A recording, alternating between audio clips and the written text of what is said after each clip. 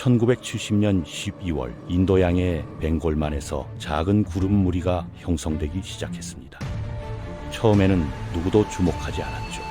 이 지역에서 열대성 폭풍은 흔한 일이었으니까요. 하지만 이 구름은 달랐습니다. 단 며칠 만에 거대한 괴물로 성장했고 역사상 가장 치명적인 자연재해 중 하나가 될 운명이었습니다. 바로 역사상 최악의 태풍으로 불리는 볼라 사이클론의 이야기입니다.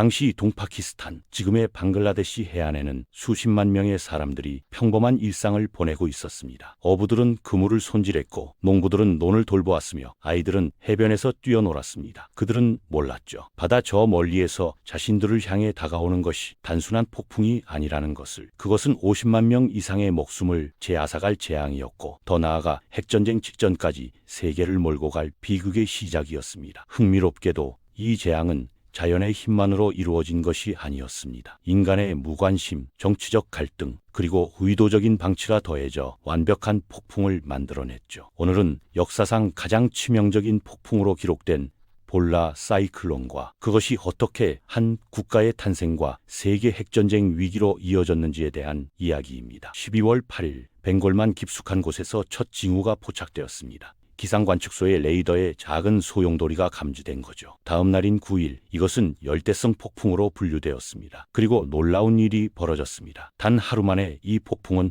본격적인 사이클론으로 급성장했습니다.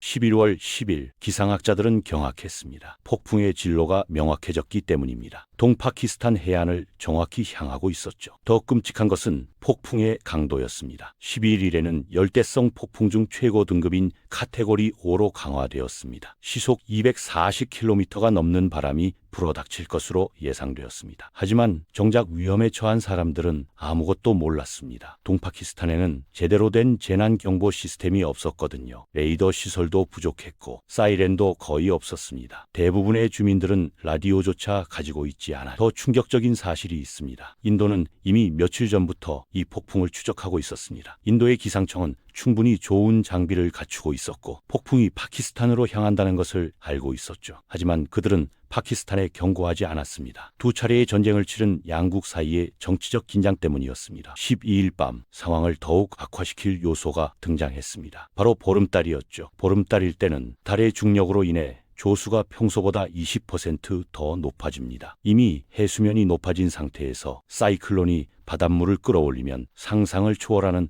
폭풍 해일이 발생하게 됩니다. 12일 낮이 되어서야 파키스탄 기상청은 뒤늦게 경보를 발령했습니다. 라디오로 재난경고 메시지가 전송되었죠. 하지만 여기서 치명적인 실수가 발생했습니다. 중부 파키스탄은 1에서 4까지의 새로운 경보 체계를 사용했지만 동파키스탄은 여전히 1에서 10까지의 구식 체계를 쓰고 있었습니다. 경보 메시지는 척도 4를 전송했습니다. 새 체계로는 최고 단계를 의미했지만 동파키스탄 주민들은 이것을 10단계 중 4단계로 이해했죠. 많은 사람들이 그저 평범한 폭풍이라고 생각하고 대피하지 않았습니다.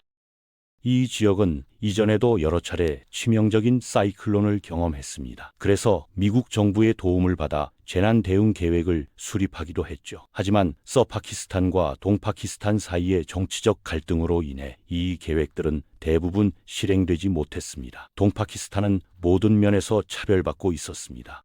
설상가상으로 방글라데시 해안 지역은 지형적으로도 취약했습니다. 해발 고도가 평균 10m에 불과한 저지대였죠. 평소에도 만조되면 물이 차오르는 지역이었습니다. 수십만 명의 사람들이 이런 해안가에서 생활하고 있었습니다. 12월 12일 밤 사이클론이 해안에 도달했습니다. 해가 완전히 진 칠흑 같은 어둠 속에서였죠. 순식간에 모든 것이 지옥으로 변했습니다. 시속 200km가 넘는 바람이 휘몰아쳤고 10m 높이의 폭풍 해일이 해안을 덮쳤습니다. 몬프라 섬에 살던 한 남자의 이야기가 있습니다. 그의 가족은 집 2층으로 피신했지만 물은 계속 올라왔습니다. 8분 만에 2층 계단까지 물이 차올랐죠. 가족 모두가 울부짖었습니다. 남자들도 여자들도 아이들도 모두 공포에 떨며 비명을 질렀습니다. 그는 결단을 내렸습니다. 집 지붕으로 올라가야 한다고. 그와 형제가 먼저 올라갔지만 지붕은 강풍에 휘청거렸습니다. 두 사람이 서 있기도 버거웠죠. 온 가족이 올라가는 것은 불가능했습니다. 그때 그는 집 옆 2미터 거리에 있는 큰 코코넛 나무를 발견했습니다. 키가 크고 튼튼해 보였죠. 그의 계획은 간단했습니다. 지붕에서 나무로 뛰어올라 붙잡는 거였습니다. 할머니도 할 수 있을 만큼 가까운 거리였습니다. 그는 가족들에게 소리쳤습니다. 자신이 먼저 시도해보겠다고. 칠흑 같은 어둠 속에서 위험한 시도였지만 다른 선택의 여지가 없었습니다. 그는 폭풍 후 한가운데서 나무를 향해 뛰어올랐고 나무를 붙잡는 데 성공했습니다.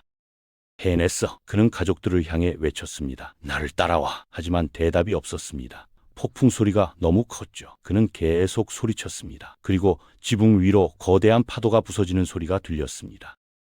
여전히 대답은 없었습니다. 그는 필사적으로 엄마를 불렀습니다. 누나를, 동생을, 가족 모두를 불렀죠. 하지만 침묵만이 돌아왔습니다. 그의 외침은 승리에서 절망으로 바뀌었습니다.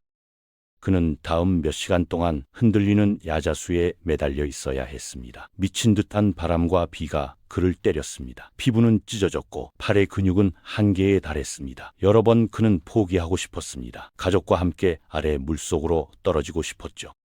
하지만 포기하기 직전 갑자기 모든 것이 멈췄습니다. 바람이 잦아들었고 비도 거의 그쳤습니다. 그는 폭풍의 눈에 들어온 거였습니다. 주변을 둘러보았지만 보이는 것은 물과 파편, 그리고 떠다니는 시체들 뿐이었습니다.